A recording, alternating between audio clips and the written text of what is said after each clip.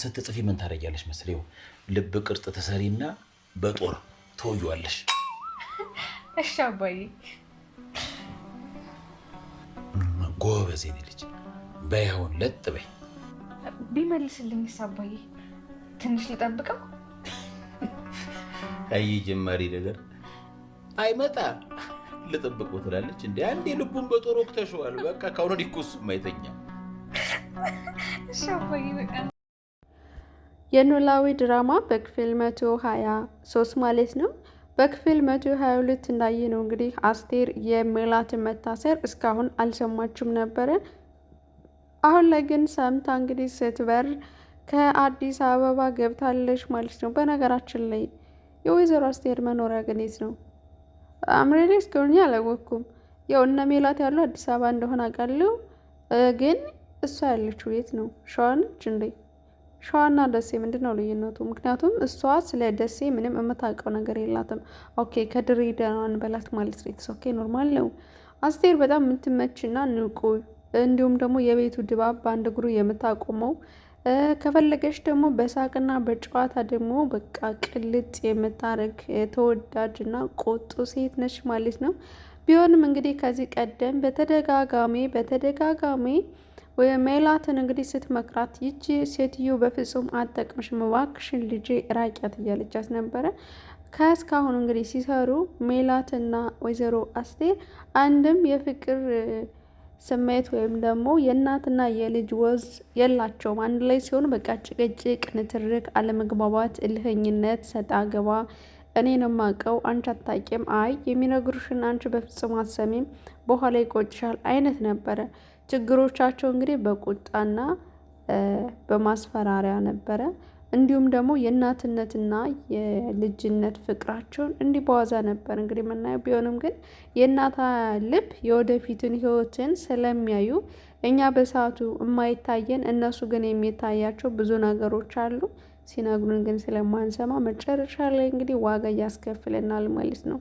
ያው እንግዲህ ለዚህ ለማለት የፈለኩት ምን መሰላችሁ? ሜላትን ባዩሽ ጓደኛዋ እንደማትሆናት በተደጋጋሚ እናቷ እየነገረቻት ያጸጸት ግን አሁን እንደገባት ሜላት ስትናገር እናያታለን ማለት ነው። ያለፈው አልፏል እማዬ፣ ልትወቅሽኝ አይደለም የመጣሽው፣ ጤናሽን ደህና ነሽ አይደል ስትያላት እንግዲህ እኔ ደህና ነኝ እግዚአብሔር ይመስገን ነበር ያለችው ማለት ነው። ከዛም እንግዲህ ጥያቄያቸውን ከጠየቁ በኋላ እናቴ ያለችኝን ብሰማ ኑሮ ብላ በሀሳብ ጭልጥ ብላ እስር ቤት እናያታለን ማለት ነው። እንግዲህ የሜላት ልጆች የምትላቸው 4 ልጆች ከሜላት ጋር የታሰሩ አሉ። እነሱ ምን ሆነች ነው ተጨናንቀሻል፣ ምን ተፈጠረ ብለው ሲጠይቋት እናቴ ልትጠይቀኝ መታ ነበረ። እናቴ በልጅነት ትለኝ የነበረኝን ባለ መስማቴ ይኸው ዋጋ እየከፈልኩ ነው ትላቸዋለች። እስረኞቹ አንዷ ደግሞ ባሏን የገደለችው እናቷ አስቀድማ ትላትና እንደማይጠቅምሽ እንደሚያጠፋሽ እየነገርኩሽ ነው እባክሽን ራቂ ትላት ስለነበረ፣ ነገር ግን ፍቅር እውር ነው እና ባለመስማቷ እንግዲህ አሁን ዋጋ እየከፈለችም ያለችው እሷም በደንብ ብላ ታዳምጥ ጀመር። ሜላትም እንግዲህ እናቴ ያለችኝን አድርጌ ቢሆን ኑሮ ባይረፍድማ ኑሮ ቢያንስ ባዩሽን ባላድናት እኔ ራሴን አድን ነበር፣ እስር ቤት አልገኝም ነበር እያለች ስታወራቸው፣ ልጆች ደግሞ የሆነው ሆኗል በቃ አንድ ጊዜ፣ ስለዚህ ታየው ሁሉም ነገር ለበጎን ሲል፣ አዎ እባካችሁን እናንተም እናቶቻችሁ የሚሏችሁ ነገር አድርጉ፣ እኛ መጨረሻ ላይ ነው የሚገባን እና እኔ ለእናቴ ሁሌም ልጅ ነኝ ስትላቸው፣ አዎ አንቺ ማለት እናት እስካለች ድረስ ለእናትሽ ልጅ ነሽ፣ ለልጆችሽ ደግሞ እናት ነሽ ሲሉም ሲያስረዱ እንሰማለን። እና አንዳንዴ የቤተሰብ ምክርን ቢያንስ እንኳን በሰዓቱ ላናስተውልና ላንረጋጋ እንችላለን። እኛ ትክክል የመሰለን ስለሚመስለን ብናስተውል እዚህ ላይ በጣም ትልቅ ነገር ነው። እኔ ራሱ ይሄ ነገር አይሆንም ተብዬ በራሴ እልህ ስለማረገው ብናደድም በራሴ ስለሆነ በጣም ብዙ ነገሮችን አጥፍቼ ግን የተጸጸትኩባቸው ብዙ ቀናት አሉና አንዳንዴ ቤተሰብም መልካም ጓደኛም የሚለን ነገር ሰምተን ተግባራዊ ብናደርግ ከዛ ከጉዳት ነገር እንቆጥባለን ማለት ነውና እዚህ ጋር በጣም ፎከስ አድርገን የምናየው ነገር ይሆናል ማለት ነው ከድራማው ማለት ነው። በተረፈ እንግዲህ ደግሞ በጣም የሚያሳዝነውና የሚያስቀው ትዕይንት የሀና የሚያስቅ ሲሆን የተምቹና የአሲር ግን ጎዳና መመለስ ተገቢ ነው ብላችሁ ታስባላችሁ? ነው። ይሄ ነገር ትክክል አይደለም። ወይዘሮ ሜላት ለአሲር የስራ እድል ሰጥተዋለች። ነገር ግን ወንድሜ ላገኝ ብሎ ነበረ። አሁን ላይ ግን ለምን ነው የስራ መስራት እየቻሉ ወደ ጎዳና መውጣት ያስፈለጋችሁ? ይሄ ነገር ትክክል ነው፣ ፌር አይደለም በእውነቱ። ኑሮ ከበደን፣ ያፈቅርናቸው ናፍቅረንም ነበርነ። ስለዚህ ወደ ተመጣንበት ወደ ቤታችን ወደ ጎዳና መመለስ አለን ብለው ማሰባቸው እውነትና አሁንም መሄዳቸው ትክክል አይደለም። እንዲመለሱ እንግዲህ ስፔር ጠይቃለሁ እኔ ራሱ በግሌ ማለት ነው። እሺ እንዳታስቡ ይመጣሉ እንደኔ ያሰባችሁ ማለት ነው። ምክንያቱም ወይዘሮ ሜላት ለአሲር ስራ እርግብ ትሰራበት የነበረውን እንዲሰራ አመቻችታለት ነበረ። ነገር ግን በሰዓቱ ተምቹ ጠፍቶ ስለነበር ወንድሜ ነጃውን ስለ ስራ ምንም አላስብም ብሎ ነበር። ስለዚህ ሁለቱም የመኖር እንጂ የስራ ፍላጎት እንደሌላቸው ያሳያል ማለት ነው። የወይዘሮ አስቴር እንግዲህ መለስ ስለላችሁ ልጇን ሜላትን ከጠየቀች በኋላ እቤት ስትገባ ምንም ነገር አልፈልግም ሀና ልጄን አምጡልኝ ብላ ሰላምዬንና ምናሴን ስታፋጥጣቸው እናያለን ማለት ነው። ምናሴና ሰላምዬም ትመጣለች። አባቷን ሰሞኑን አልጠየቀችም ነበር እና ጠዋት ሄዳለች፣ ስለዚህ ትመጣለች ብለው ደልለዋት ነበረ። አመሻሽ አካባቢ እንግዲህ እንደ ህፃን ልጅ ስትቁነጠነጥ የነበረችዋ አስቴር ሀናን ካላመጣችሁልኝ አካኪ ዘራፍ ራቴንም አልበላም ስትል እናያታለን። ምን ያለ ልጅ ራቱ ቁርስ ይሆናል ይባላል እና እንደዛ ሁና እናያታለን። ሰላምዬም እንግዲህ ስለጨነቃተኝ አስቱ ተቆጥታ ማደር የለባትም ሊያማትም ይችላል ስትል ለሀና ትደውልላታለች።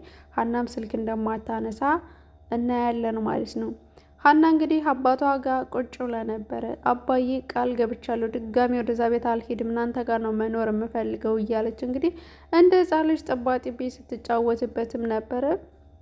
ከዛም ኖላዊም እንግዲህ መልካም ፈቃዱን ቢቀበላትም ነገር ግን እናት አባትሽን ትተሽ በፍጹም እኔ ጋር ልትሆኝ አትችይም እያለ ምክር ነገር ይለግሳታል። እሷ ግን በፍጹም ከዚህ በኋላ ካንተ ጋር ነው እስካሁንም ምክንያት ነው የምፈልገው።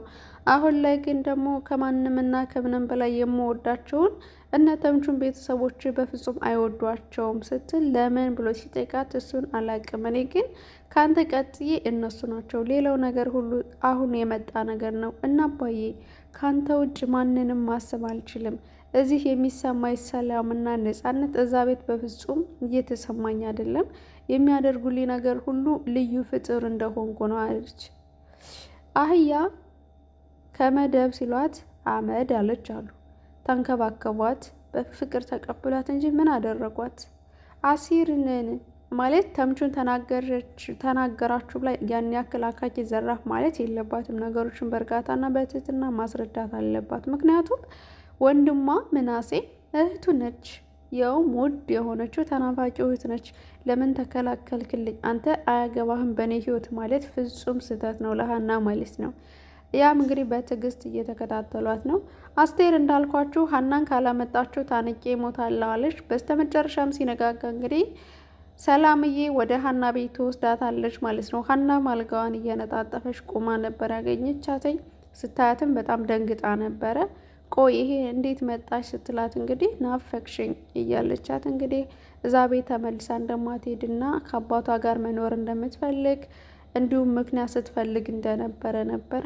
ሰላምዬና ምን አሲር የነገሯት ምክንያት አላሳመናትም ነበረ። አሁን ላይ ግን በድጋሚ ሀና ስትነግራት እንግዲህ ሀሳቧን ተቀብላት አንቺ እንዳልሽ ሁሉም ነገር ብላ እንግዲህ ሀና ከአባቷ ጋር እንደምትቀመጥ ቁርጡን አውቃ አስቴር ወደ ቤት ትመጣለች ማለት ነው።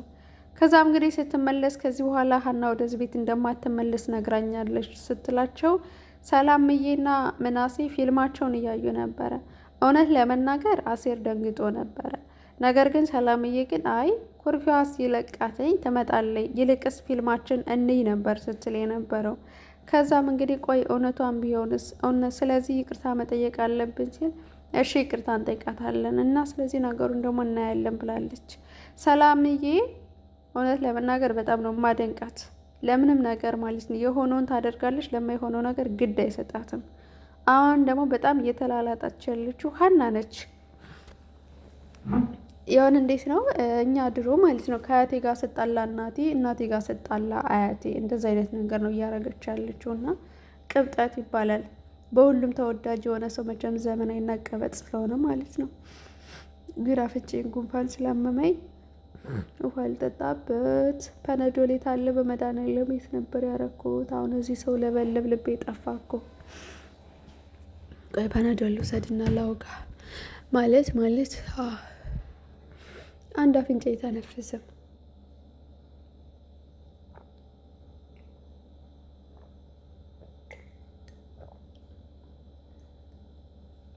ተንፍስ ዋ አለ አፍንጫ ማርያም አልተነፈሰም። የለማ